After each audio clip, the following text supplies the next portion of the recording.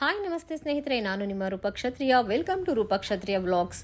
ಇವತ್ತು ಅಮಾವಾಸ್ಯೆ ಹಾಗೆ ಶುಕ್ರವಾರ ಇರೋದ್ರಿಂದ ನಾನು ನಮ್ಮಕ್ಕ ಶ್ರೀ ಪ್ರಸಿದ್ಧ ಉಸ್ಕೂರು ಮದ್ದೂರಮ್ಮನ ದೇವಸ್ಥಾನಕ್ಕೆ ಬಂದ್ವಿ. ಆ್ಯಂಡ್ ಸೀದಾ ಆಟೋ ಹಿಡ್ಕೊಂಡು ಇಬ್ಬರು ಕೂಡ ದೇವಸ್ಥಾನಕ್ಕೆ ಬಂದ್ವಿ. ಆ್ಯಂಡ್ ದೇವಸ್ಥಾನದಲ್ಲಿ ನೋಡಿದ್ರೆ ತುಂಬಾ ರಶ್ ಇತ್ತು. ಇವತ್ತು ಅಮಾವಾಸ್ಯೆ ಆದ್ರಿಂದ ದೇವಸ್ಥಾನದಲ್ಲಿ ಪೂರ್ತಿಯಾಗಿ ರಶ್ ಇತ್ತು. ಆ್ಯಂಡ್ ಇಬ್ಬರು ಕೂಡ ಲೈನಲ್ಲಿ ನಿಂತ್ಕೊಂಡು ಸ್ವಲ್ಪ ಹೊತ್ತಾದಮೇಲೆ ಅಮ್ಮನ ದರ್ಶನವೆಲ್ಲ ಮಾಡಿಕೊಂಡು ಆ ದರ್ಶನವೆಲ್ಲ ತುಂಬಾ ಚೆನ್ನಾಗಾಯಿತು.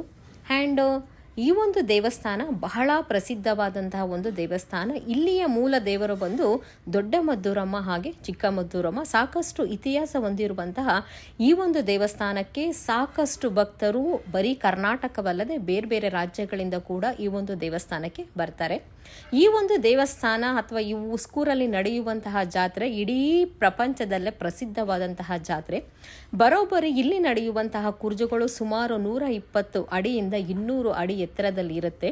ಈ ಒಂದು ವೈಭವವನ್ನು ಹಾಗೆ ತಾಯಿಯ ಪವಾಡವನ್ನು ಕಣ್ತುಂಬಿಸ್ಕೊಳ್ಳೋದಕ್ಕೆ ಲಕ್ಷಾಂತರ ಮಂದಿ ಈ ಒಂದು ದೇವಸ್ಥಾನಕ್ಕೆ ಬರ್ತಾರೆ ಜಾತ್ರೆಯ ಸಂದರ್ಭದಲ್ಲಿ.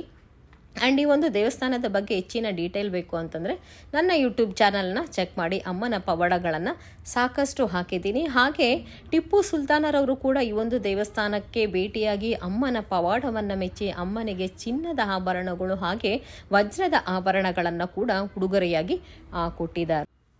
ದೇವಸ್ಥಾನದ ಸುತ್ತಲೂ ನೀವು ನೋಡ್ತಾ ಇರುವಂತಹ ಎಲ್ಲ ಗಂಟೆಗಳನ್ನು ಭಕ್ತಾದಿಗಳು ಹಾಕಿರುವಂತಹ ಗಂಟೆಗಳು ಇದು.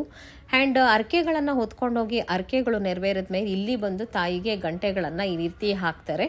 ಆ್ಯಂಡ್ ಈ ವರ್ಷ ಜಾತ್ರೆ ಆಲ್ರೆಡಿ ಮುಗ್ದಿದೆ. ಮುಂದಿನ ವರ್ಷ ಮಾರ್ಚ್ ಅಥವಾ ಏಪ್ರಿಲ್ ತಿಂಗಳಲ್ಲಿ ಜಾತ್ರೆ ಬೀಳುತ್ತೆ. ನೀವಂತೂ ಮಿಸ್ ಮಾಡ್ಕೊಳ್ಳೋಕೆ ಹೋಗಲೇಬೇಡಿ. ಹಾಗೆ ಅನ್ನ ಪ್ರಸಾದವೆಲ್ಲ ಹಾಕ್ತಾಯಿದ್ರು. ಆ್ಯಂಡ್ ಇಬ್ಬರು ಕೂಡ ಎಲ್ಲ ಮುಗಿಸ್ಕೊಂಡು ಸೀದಾ ಬಸ್ಸನ್ನು ಹತ್ಕೊಂಡು ಮನೆ ಕಡೆಗೆ ಬಂದ್ವಿ.